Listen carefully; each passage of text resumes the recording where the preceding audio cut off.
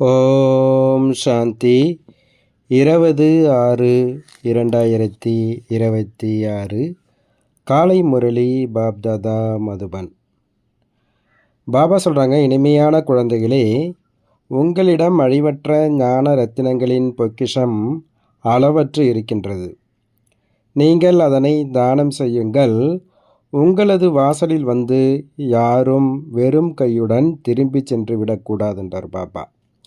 கேள்வி கேட்குறாங்க, அனைத்து சம்பந்தங்களின் சாக்கிரனாக இருக்கும் தந்தை தனது குழந்தைகளுக்கு எந்த ஸ்ரீமத் கொடுக்கின்றார்?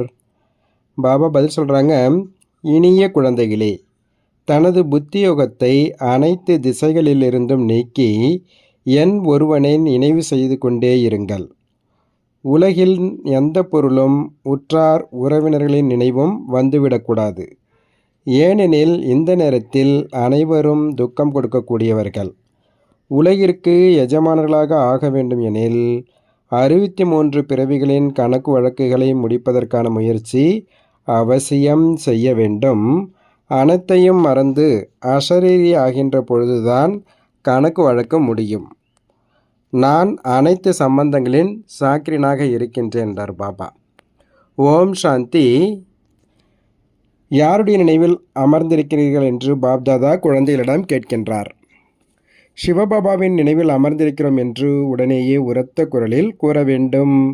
குழந்தைகளாகிய, அதாவது ஆத்மாக்களாகிய உங்களது தொடர்பு சிவபாபாவிடம் இருக்கின்றது. நீங்கள் இவர், அதாவது பிரம்மா மூலமாக சிவபாபாவினுடையவர்களாக ஆகின்றீர்கள். ஏனெனில் சிவபாபாவை இவர் மூலமாகத்தான் சந்திக்கின்றோம். இவர் இடைத்தரகர் என்றும் கூறப்படுகின்றார். தரகருக்கும் உங்களுக்கும் எந்த தொடர்பும் கிடையாது. இவர் இடையில் வரக்கூடிய தரகர், அவ்வளவுதான். கொடுக்கல் வாங்கல் போன்ற அனைத்து கணக்குகளும் தந்தையிடம் இருக்க வேண்டுமே தவிர இவரிடம் அல்ல. இவரது கொடுக்கல் வாங்கலும் கூட தந்தையிடம் இருக்கின்றது. இவரும் அந்த தந்தையிடம் பாபா எனது அனைத்தும் தங்களுடையது என்று கூறுகின்றார். ஒன்று நான் ஆத்மா என்ற நிச்சயம், மற்றொன்று ஆத்மாக்களாகிய நாம் இப்பொழுது பரம்பிதா பரமாத்மாவிடமிருந்து ஆஸ்தி அடைந்து கொண்டிருக்கின்றோம் என்ற நிச்சயம் உங்களிடம் இருக்கின்றது. எண்ணம், சொல், செயல், உடல், மனம், பொருள் மூலம் நாம் சிவபாபாவிற்கு உதவியாளர்களாக ஆகின்றோம். இவர் அனைத்தையும் சிவபாபாவிற்கு அர்ப்பணம் செய்திருக்கின்றார். பிறகு இப்படி செய்யுங்கள், இப்படி பயன்படுத்துங்கள் என்று சிவபாபா கட்டளையிடுகின்றார். இதுதான் ஸ்ரீமத் என்று கூறப்படுகின்றது. நான் இந்த பழைய சரீரத்தில் பிரவேசமாகின்றேன் என்று சுயம் தந்தை கூறுகின்றார். இவரும் தூய்மை இல்லாமல் இருந்து தூய்மையானவராக ஆகி கொண்டிருக்கின்றார். இதை கூறியது யார்? சிவபாபா. இவரும் தூய்மை ஆகி கொண்டிருக்கின்றார். இவருக்கும் என்னிடத்தில் கணக்கு வழக்கு இருக்கின்றது. இவருக்கு வேறு யாரிடத்திலும் கணக்கு கிடையாது. சிவபாபா கேர் ஆஃப் பிரம்மா என்று நீங்கள் கடிதம் எழுதுகின்றீர்கள். ஆனால் மாயை நிரந்தரமாக நினைவு செய்ய விடுவது கிடையாது. புத்தியோகத்தை அடிக்கடி துண்டித்து விடுகின்றது. ஒருவேளை இந்த முயற்சியை உறுதியாக செய்தால் மற்ற அனைத்தையும் மறந்து விடுவீர்கள். சரீரமும் மறந்து விடுவீர்கள். இந்த சரீரம் இருக்கும், ஆனால் ஆத்மாவிற்கு இந்த அனைத்து மீதும் வெறுப்பு ஏற்பட்டுவிடும். இந்த நிலையை உருவாக்குவதற்கு பயிற்சி செய்ய வேண்டும். கடைசியில் நமக்கு நமது சரீரத்தின் நினைவும் வரக்கூடாது என்று தந்தை கூறுகின்றார். தன்னை அசரீரி என்று புரிந்து கொண்டு தந்தையாகிய என்னை நினைவு செய்யுங்கள். நான் சதா அசரீரியாக இருக்கின்றேன். நீங்களும் அசரீரியாக இருந்தீர்கள். பிறகு நடிப்பு நடித்தீர்கள். இப்பொழுது நீங்கள் மீண்டும் நடிப்பு நடிக்க வேண்டும். இதுதான் முயற்சியாகும். உலகிற்கு எஜமானர்களாக ஆவது சிறிய விஷயமா என்ன? மனிதர்கள்தான் உலகிற்கு எஜமானர்களாக ஆக முடியும். இந்த தேவதைகளும் மனிதர்கள்தான். ஆனால் இவர்கள் தெய்வீக குணமுடைய தேவதைகள் என்று கூறப்படுகின்றனர். லட்சுமி நாராயணன் உலகத்திற்கு எஜமானர்களாக இருந்தனர். இவர்களுக்கும் தங்களது குழந்தைகள் இருப்பர். அவர்கள்தான் இவர்களை தாய் தந்தை என்று ஏற்றுக்கொள்வார்கள். ஆனால் இன்றைய நாட்களில் மனிதர்கள் குருட்டு நம்பிக்கையுடன் இந்த லட்சுமி நாராயணனையும் தாயும் நீயே தந்தையும் நீயே என்று கூறுகின்றனர். உண்மையில் இந்த மகிமை சிவபாபாவினுடையது. தேவதைகளுக்கு நீங்கள் அனைத்து குணங்களும் நிறைந்தவர்கள் என்று மகிமை பாடுகின்றனர். ஆனால் அவர்களுக்கு ஏன் பூஜை செய்கின்றனர் என்பது யாருக்கும் தெரியாது. நீங்கள்தான் தாய் தந்தை. இது போன்ற மகிமை இப்பொழுது நீங்கள் பாடமாட்டீர்கள். சிவபாபா நிராகாரமான பரம்பிதா பரமாத்மா என்பதை நீங்கள் அறிவீர்கள். அவரிடமிருந்துதான் சுகமான ஆஸ்தி கிடைக்கின்றது. மற்றபடி உறவினர்கள் அனைவரிடமிருந்தும் துக்கம்தான் கிடைக்கின்றது. இவர் ஒரு சாக்கரின் போன்று இருக்கின்றார். இவர் மூலம் சர்வ சம்பந்தங்களின் ரசனையும் கிடைக்கின்றது. ஆகையால் மாமா, சித்தப்பா, பெரியப்பா போன்றவர்களிடமிருந்து புத்தி யோகத்தை நீக்கி என் ஒருவனை நினைவு செய்யுங்கள் என்று தந்தை கூறுகின்றார். துக்கத்தை நீக்கி சுகம் கொடுப்பவர் என்று நீங்கள் பாடவும் செய்கின்றீர்கள். அனைவருக்கும் சத்கதி கொடுக்கும் வள்ளல் ஒருவர் ஆவார். எல்லாமே நமக்கு அவர்தான். லௌகீக தந்தையிடமிருந்து துக்கம்தான் கிடைக்கின்றது. மற்றபடி ஆசிரியராக இருப்பவர் யாரும் துக்கம் கொடுப்பது கிடையாது. ஆசிரியரிடம் சென்று படிப்பதன் மூலம் நீங்கள் சரீர நிர்வாகம் செய்து கொள்கிறீர்கள். கலைகளை கற்றுக் கொடுப்பவர்களும் இருக்கின்றனர். அவர்கள் அனைவரும் அல்ப காலத்திற்கு கற்றுக் கொடுக்கின்றனர். பக்தியிலும் மகிமை ஒரே ஒரு ராமர், அதாவது பரம்பிதா பரமாத்மாவிற்கு மட்டுமே செய்கின்றனர். அவரை மட்டுமே நினைவு செய்கின்றனர். உண்மையில் பக்தியும் ஒரே ஒருவருக்குத்தான் செய்ய வேண்டும். அவர் ஒருவர்தான் உங்களை பூஜைக்குரியவராக ஆக்குகின்றார். நீங்கள் முதலில் ஒரே ஒரு சிவபாபாவிற்கு பூஜை செய்தீர்கள். அது சதோ பிரதான பக்தி என்று கூறப்படுகின்றது. பிறகு ஆத்மாவும் சதோ பிரதானத்திலிருந்து சதோ ரஜோ தமோவாக ஆகின்றது. நாம் பூஜாரிகளாக ஆகிவிட்டோம் என்பதை நீங்கள் புரிந்து கொண்டீர்கள். நீங்கள் முதலில் ஒரே ஒரு சிவனை மட்டுமே பூஜித்தீர்கள். பிறகு கலைகள் குறைந்து கொண்டே சென்றது. பக்தியும் சதோ பிரதானத்திலிருந்து சதோ ரஜோ தமோவாக ஆகிவிடுகிறது. முழு நாடகமும் உங்களை வைத்து உருவாக்கப்பட்டிருக்கின்றது. நீங்களே பூஜைக்குரியவர்கள். நீங்களே பூஜாரிகளாக ஆகி முழு 84 பிறவிகள் எடுக்கின்றீர்கள். அதுதான் கதையாகும். அதைத்தான் தந்தை அமர்ந்து கூறுகின்றார். நீங்கள் 84 பிறவிகள் எப்படி எடுத்தீர்கள்? உங்களுடையதுதான் கணக்கிடப்படுகின்றது. யார் முதலில் பூஜைக்குரிய தேவி தேவதைகளாக ஆகின்றார்களோ அவர்களே பூஜாரிகளாக ஆகின்றனர். தந்தை கூறுகின்றார், நான் கல்ப கல்பத்திற்கு வந்து உங்களுக்கு கற்பிக்கின்றேன். மேலும் தேவி தேவதா தர்மத்தை ஸ்தாபனை செய்கின்றேன். ராஜயோகம் கற்பிக்கின்றேன். கீதையில் தவறுதலாக கிருஷ்ண பகவானின் மகா வாக்கியம் என்று எழுதிவிட்டனர். பகவான் ஒரே ஒருவர்தான் இருக்க முடியும். கல், முள், அணுவிலும் பகவான் இருக்கின்றார் என்று அவர்கள் கூறுகின்றனர். ஆனால் அவ்வாறு இருக்க முடியாது. பகவானின் மகிமை அளவற்றது. ஹே பாபா, உங்களது வழிமுறைகள் தனிப்பட்டது. அதாவது என்ன ஸ்ரீமத் அடைகின்றோமோ அது தனிப்பட்டது என்று கூறுகின்றனர். கதி சத்கதியின் வள்ளல் பரம்பிதா பரமாத்மா என்று தந்தையை கூறும்பொழுது புத்தி மேலே சென்று விடுகின்றது. துக்கமான நேரத்தில் அவரது நினைவுதான் வருகின்றது. ஒருவேளை ராமர் சீதை புத்தியில் இருந்தால் பிறகு முழு இராமாயணமும் புத்தியில் வந்துவிட வேண்டும். அந்த ஒரே ஒரு தந்தையைத்தான் நீங்கள் அழைக்கின்றீர்கள். ஒரு தந்தையை தவிர வேறு எந்த சாக்கார மனிதன் அல்லது ஆக்கார தேவதைகளிடம் புத்தியை செலுத்தக்கூடாது. பதித்த பாவனர் ஒரே ஒரு தந்தையாவார். எந்த சத்சங்கத்திற்கு சென்றாலும் பதித்த பாவன சீதாராம் என்றுதான் பாடுகின்றனர். எந்த அர்த்தமும் கிடையாது. இவை அனைத்தும் பக்தி மார்க்கத்தின் மகிமைகளாகும். அனைவரும் ராவணனின் சிறையில் இருக்கின்றனர். பக்தி மார்க்கத்தில் அதிகம் அலைகின்றனர். இங்கு அலைவதற்கான எந்த விஷயமும் கிடையாது. குழந்தைகள் கருத்துக்களை புத்தியில் நல்ல முறையில் தாரணை செய்ய வேண்டும். படிப்பு தினமும் படிக்க வேண்டும் என்று தந்தை புரிய வைக்கின்றார். ஒருவேளை ஏதாவது காரணத்தினால் காலையில் வர முடியவில்லை என்றால் மதியம் வந்துவிட வேண்டும். யாரையும் தொந்தரவு செய்யக்கூடாது. முழு நாளும் இருக்கின்றது. எந்த நேரத்திலாவது சென்று படிக்க வேண்டும். இந்த சகோதரிகள் காலையிலிருந்து மாலை வரை சேவையில் இருக்கின்றனர். முழு நாளும் சேவை நிலையம் திறந்து இருக்கின்றது. யார் வந்தாலும் அவர்களுக்கு வழி கூற வேண்டும். உங்களுக்கு 2 தந்தைகள் உள்ளனர் என்பதை சற்று சிந்தியுங்கள் என்று முதலில் கூற வேண்டும். துக்கத்தின் போது பரலோகிக தந்தையை நினைவு செய்கின்றனர் அல்லவா? என் ஒருவனை நினைவு செய்யுங்கள் என்று இப்பொழுது சிவபாபா கூறுகின்றார். மரணம் எதிரில் இருக்கின்றது. இது அதே மகாபாரத யுத்தமாகும். கோட்டீஸ்வரர்கள், செல்வந்தர்கள் பெரிய பெரிய மாளிகைகளை உருவாக்கலாம். ஆனால் அதுவெல்லாம் இருக்கப் போவது கிடையாது. இவை அனைத்தும் அழிந்துவிடும்.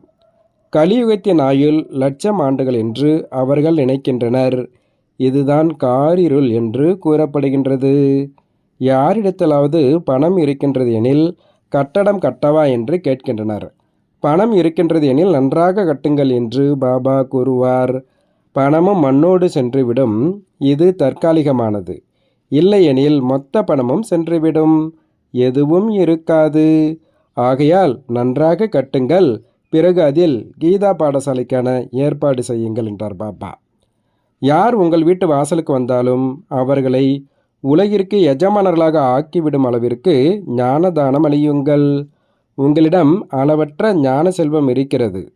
இந்த அளவிற்கு வேறு யாரிடத்திலும் கிடையாது. உங்களிலும் யாரிடத்தில் அதிக ஞான ரத்தினங்கள் புத்தியில் நிறைந்திருக்கின்றதோ அவர்கள்தான் அனைவரையும் விட செல்வந்தர்கள். யார் வந்தாலும் நீங்கள் அவர்களது பையை நிரப்பிவிடுங்கள். உங்களிடத்தில் அந்த அளவிற்கு பொக்கிஷங்கள் இருக்கின்றது. வாருங்கள், நாம் உங்களை சதா சுகமான சொர்க்கத்தின் ஆஸ்தி அடைவதற்கான வழி கூறுகின்றோம் என்று போர்டு வைத்து விடுங்கள். ஆனால் குழந்தைகளிடம் அந்த போதை இருப்பது கிடையாது. இங்கு போதை அதிகரிக்கின்றது. வெளியில் சென்றதும் மறந்து விடுகிறீர்கள். ஆர்வம் இருக்க வேண்டும். யார் வந்தாலும் அவர்களுக்கு வழி கூற வேண்டும். அதன் மூலம் படகு கரையேறிவிட வேண்டும். உங்களிடத்தில் மிக உயர்ந்த செல்வம் இருக்கின்றது. யார் யாசித்து வந்தாலும், செல்வந்தர்கள் வந்தாலும் நீங்கள் அவர்களுக்கும் அதிக ரத்தினங்களை கொடுக்க முடியும். பாபா இங்கு போதை அதிகரிக்க செய்கின்றார். பிறகு சோடா தண்ணீராக ஆகிவிடுகிறீர்கள். பாபா அழிவற்ற ஞான ரத்தினங்களினால் உங்களது பையை நிறைத்து விடுகின்றார். ஆனால் வரிசை கிரமம் இருக்கின்றது. யாருக்கு அதிர்ஷ்டம் இருக்கின்றதோ அவர்கள் முழுமையாக தாரணை செய்து விடுகின்றனர். முயற்சி செய்து நீங்கள் நிரந்தரமாக நினைவில் இருங்கள் என்று பாபா கூறுகின்றார். சென்டருக்கு சென்று ஒரே இடத்தில் அமர்ந்து விட வேண்டும் என்பது கிடையாது. நடந்தாலும் காரியங்கள் செய்தாலும் நேரம் கிடைக்கும் போதெல்லாம் தந்தையை நினைவு செய்து கொண்டே இருக்க வேண்டும். கைகள் வேலை செய்து கொண்டிருந்தாலும் உள்ளம், அதாவது புத்தியோகம் தந்தையிடம் இருக்க வேண்டும். தந்தையின் நினைவின் மூலம் உங்களுக்கு அதிக நன்மை ஏற்படும். 21 பிறவிகளுக்கு நீங்கள் செல்வந்தர்களாக ஆகிவிடுகின்றீர்கள். எல்லையற்ற தந்தை எல்லையற்ற ஆஸ்தி கொடுக்கின்றார். பாரதம் சொர்க்கமாக இருந்தது, இப்பொழுது நரகமாக இருக்கின்றது. தந்தை கூறுகின்றார், இப்பொழுது என்னை நினைவு செய்தால் உங்களது ஆத்மா சதோபிரதானமாக ஆகிவிடும். தந்தையை நினைவு செய்தால் போதை அதிகரிக்கும். நம்மை போன்ற செல்வந்தர்கள் உலகில் யாரும் கிடையாது. தந்தையின் நினைவு இல்லை எனில் செல்வம் எங்கிருந்து வரும்? சொர்க்கத்தில் குழந்தைகளாகிய உங்களுக்கு அளவற்ற சுகம் கிடைக்கும். சாஸ்திரங்களில் எவ்வளவு கட்டுக்கதைகள் எழுதி வைத்துவிட்டனர். ராமராஜ்யம் ராமராஜ்யம் என்று கூறுகின்றனர். நல்ல தர்மம் இருந்தது. பிறகு ராமரின் சீதையை அபகரிக்கப்பட்டாள் என்றும் குரங்குகளின் சேனை பயன்படுத்தப்பட்டது என்றும் கூறப்படுகின்றது. முன்பு நாமும் படித்து வந்தோம். எதையும் புரிந்து கொள்ளவில்லை. இப்பொழுது எவ்வளவு புரிந்து கொள்ள முடிகின்றது? எவ்வளவு ஆச்சரியமான விஷயங்களை எழுதியிருக்கின்றனர். நான் இயற்கை தத்துவங்களை ஆதாரமாக எடுக்க வேண்டியிருக்கின்றது என்று தந்தை கூறுகின்றார். திரிமூர்த்தியிலும் பிரம்மா, விஷ்ணு, சங்கரை காண்பிக்கின்றனர். ஆனால் விஷ்ணு யார், எங்கு இருக்கக்கூடியவர் என்பதையும் புரிந்து கொள்வது கிடையாது. விஷ்ணுவின் கோயிலை நரநாராயணன் கோயில் என்றும் கூறுகின்றனர். ஆனால் எந்த அர்த்தத்தையும் புரிந்து கொள்வது கிடையாது. விஷ்ணுவின் இந்த 2 ரூபம் லட்சுமி நாராயணன் ஆகும். அவர்கள்தான் சத்யுகத்தில் ராஜ்யம் செய்தனர். இப்பொழுது நீங்கள் மனிதனிலிருந்து தேவதைகளாக ஆகி கொண்டு இருக்கின்றீர்கள். யார் வந்தாலும் இவர்கள் பிரம்மா குமார் குமாரிகள் என்று கூறுங்கள். ஆக பிரஜாபிதா பிரம்மா அனைவருக்கும் தந்தையாகி விடுகின்றார். அதிகமான பிரஜைகள் இருக்கின்றனர். பெயர் கேள்விப்பட்டு இருக்கின்றீர்கள் அல்லவா? பகவான் பிரம்மாவின் மூலம் பிராமணர்களை படைத்திருக்கின்றார். தந்தை குழந்தைகளுக்கு அவசியம் ஆஸ்தி கொடுத்திருக்க வேண்டும் அல்லவா? குழந்தைகளாகிய உங்களை உலகிற்கு எஜமானர்களாக ஆக்குகின்றார். நீங்கள் சிவபாபாவிடமிருந்து ஆஸ்தி அடைகின்றீர்கள். ஒன்று லௌகீக தந்தை, மற்றொன்று பரலௌகீக தந்தை. இப்பொழுது உங்களுக்கு இந்த அலௌகீக தந்தை கிடைத்திருக்கின்றார். அவர் வைர வியாபாரியாக இருந்தார். இவர் எதையும் அறியாமல் இருந்தார். இவர் பல பிறவிகளின் கடைசி பிறவிலும் கடைசி நேரத்தில் இவரிடம் பிரவேசம் செய்கின்றேன் என்று இவருக்கு தான் கூறுகின்றார். வானப்பிரஸ்திக்கான வழக்கமும் பாரதத்தில் இருக்கின்றது. 60 ஆண்டுகளுக்கு பிறகு குருவிடம் சென்று விடுவர். தந்தை இவரிடம் பிரவேசித்து இப்பொழுது நீங்கள் வீட்டிற்கு செல்ல வேண்டும் என்று கூறுகின்றார். அனைவரும் முக்தி விரும்புகின்றனர். ஆனால் யாரும் முக்தியை அறியவில்லை. யாரும் பிரம்மத்தில் ஐக்கியமாகிவிட முடியாது. இந்த சிருஷ்டி சக்கரம் சுற்றி கொண்டே இருக்கும். அனைவரும் நடிப்பு நடித்தே ஆக வேண்டும். இது ஞான நடனம் ஆகின்றது. அவர்கள் உடுக்கை காண்பிக்கின்றனர். சூட்சும அதனவாசி சங்கர் உடுக்கை எப்படி வாசிப்பார்னு கேட்கிறார் பாபா. நீங்கள் குரங்கு போன்று இருந்தீர்கள். ஆக குரங்குகளாகிய உங்களை சேனையை பயன்படுத்திக் கொள்கின்றேன் என்று தந்தை புரிய வைக்கின்றார். உங்கள் முன் பாபா ஞான உடுக்கை வாசித்து கொண்டிருக்கின்றார். உங்களுக்கு ஞானம் கொடுக்கின்றார். இப்பொழுது உங்களுடைய முகம் மற்றும் தோற்றம் இரண்டும் சீராகி கொண்டிருக்கின்றது. காமசதியில் அமர்ந்து நீங்கள் கருப்பாகி விட்டீர்கள். பாபா மீண்டும் உங்களை ஞான சதியில் அமர வைத்து முகம் மற்றும் தோற்றம் இரண்டையும் மாற்றி கருப்பிலிருந்து வெள்ளையாக ஆக்கிவிடுகின்றார். இங்கு பாபா எவ்வளவு போதையை ஏற்படுத்துகின்றார். பிறகு போதை ஏன் குறைய வேண்டும் கேட்கிறார் பாபா. தாரணைக்கான முக்கிய சாரம் ஃபஸ்ட்டு பாயிண்ட்டு, தந்தை கொடுத்த அளவற்ற ஞான செல்வத்தை தாரணை செய்து தன்னையும் செல்வந்தராக ஆக்கி கொள்ள வேண்டும். மேலும் அனைவருக்கும் தானமும் செய்ய வேண்டும். யார் வந்தாலும் அவர்களது பையை நிரப்பிவிட வேண்டும். 2வது பாயிண்ட்டு, தந்தையின் நினைவில்தான் நன்மை இருக்கின்றது. ஆகையால் எவ்வளவு முடியுமோ நடந்தாலும் காரியங்கள் செய்தாலும் தந்தையின் நினைவில் இருக்க வேண்டும். அனைத்து சம்பந்தங்களின் ரசனையை அனுபவத்தை ஒரு தந்தையிடத்தில் பெற வேண்டும். பாபா இன்னைக்கு வரதானம் கொடுக்குறாங்க. எப்பொழுதும் பிஸியாக இருக்கும் விதியின் மூலம் வீண் எண்ணங்கள் என்ற புகாரை முடிவுக்கு கொண்டு வரும் சம்பூர்ண கர்மாதித் நிலை அடைபவர் ஆகுக. பாபா விளக்க சொல்கிறாங்க, சம்பூர்ண கர்மாதித் நிலையை அடைவதற்கு வீண் சங்கல்பங்களின் புயலே தடை ஏற்படுத்துகின்றது. இந்த வீண் சங்கல்பங்களின் புகாரை முடிக்க உங்கள் மனதை எப்பொழுதும் பிஸியாக வைத்திருங்கள். நேரத்தில் முன்பதிவு செய்யும் முறையை கற்றுக்கொள்ளுங்கள். நாள் முழுவதும் மனதை எங்கெல்லாம் பிஸியாக வைத்திருக்க வேண்டும் என்பதற்கான திட்டத்தை உருவாக்குங்கள் என்றார் பாபா. அப்போ பிஸியாக இருந்தோம்னா மாயாவுக்கு வர்றதுக்கான வழியே இருக்காது. ஐடியலாக இருக்கிறதா ஐடியல் மைண்ட் இஸ் ஏ டெவிலிஷ்னு சொல்லுவாங்க. அப்போ மனசுக்கான ஒரு டைம் டேபிள் பிஸியாக வச்சுருங்க. டெய்லி உங்கள் வேலைக்கு என்னென்ன வேலை செய்யணும்னு நம்ம ஸ்தூலமாக ரெடி பண்ணுறோம் இல்லைங்களா, அதுமாரி மனதுக்கு கூட டைம் டேபிள் வைங்க அப்படின்றார் பாபா. தினமும் உங்கள் மனதை 4 விஷயங்களில் ஈடுபடுத்துங்கள். 1 சந்திப்பு, ரூரிகான் பாபாவனுடன் ஆன்மீக உரையாடல் சந்திப்பு. 2 வர்ணித்தல், பாபா கூட ஞானத்தை வரிக்கிறது, சேவை மற்றவங்களுக்கு சொல்கிறது, சேவை பண்ணுறது. 3 மூழ்கி இருத்தல், அதாவது மகன். 4வது ஈடுபாடு, அதாவது லகன். இதன் மூலம் நேரம் வெற்றிகரமாக மாறும் மற்றும் வீண் புகார்கள் முடிவுக்கு வரும். ஸ்லோகன் சொல்கிறாரு, வெற்றியை இறைவனின் பிறப்புரிமையாக கருதுபவர்களே சதா மகிழ்ச்சியான மனநிலையில் இருக்க முடியும். அவ்யக்த சமிக்கை சதா மகிழ்ச்சியாக இருக்க வேண்டுமென்றால் தங்களது சுபாவத்தை சரளமானதாக ஆக்கிக் கொள்ளுங்கள். சகிப்புத்தன்மை உடையவராகுங்கள் என்றார் பாபா. எளிமையை கொண்டு வர உங்கள் மனோநிலையை மற்றவர்களின் புகழ்ச்சிக்கு ஆதாரமாக ஆக்கி கொள்ளக்கூடாது என்ற இந்த ஒரு விஷயத்தை மட்டும் கவனத்தில் கொள்ள வேண்டும். சில குழந்தைகள் செயலின் பலன் மீது அதிக ஆசை வைக்கின்றார்கள். அதனால் புகழ் கிடைக்காத பொழுது மனோநிலை குழப்பத்தில் வந்து விடுகின்றது. நிந்தனை ஏற்படும் பொழுது அனாதையாகி விடுகிறார்கள். தங்களின் நிலையை விட்டு தந்தையையும் மறந்து விடுகிறார்கள். எனவே புகழ்ச்சியின் அடிப்படையில் மனோநிலையை அமைக்காதீர்கள். அதாவது யாராவது நம்ம புகழ்ந்தால் ஆகவும்னு சந்தோஷப்படக்கூடாது. யாராவது நம்மளை இழந்தாலும் நாம் வருத்தப்படக்கூடாது. இந்த மனநிலையை ஆதாரமாக உருவாக்கிங்க. அப்போ நீங்கள் எப்போவுமே மகிழ்ச்சியாக இருக்க முடியுன்றார் பாப்பா. நல்லது. ஓம் சாந்தி, ஓம் சாந்தி, ஓம் சாந்தி.